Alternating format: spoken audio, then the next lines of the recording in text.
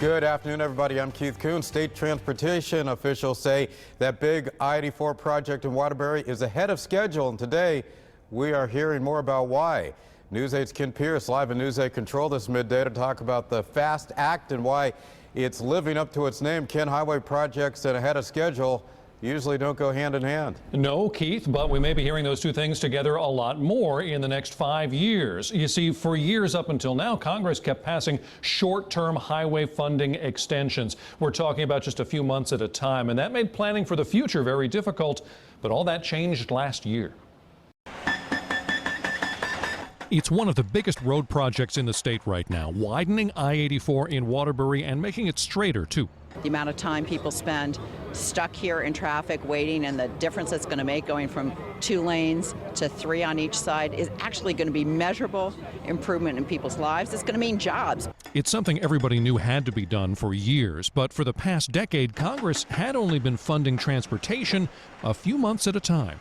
For 10 years, we were stuck. We didn't know how to plan. We didn't know how much funding was coming.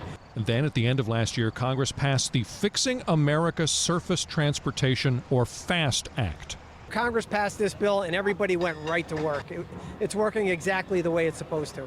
That's because the FAST Act funds highway projects for the next 5 years, allowing the state and construction companies to actually plan ahead.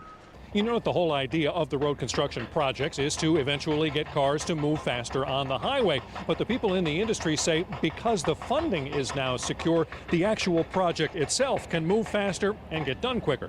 It enables us with our partners in the unions to keep the people going that we need to keep going, and we can, keep the project moving ahead of schedule. And right now, this project is 10 months ahead of schedule. One reason is mild weather, but another is the fact that everybody knows the bills will get paid.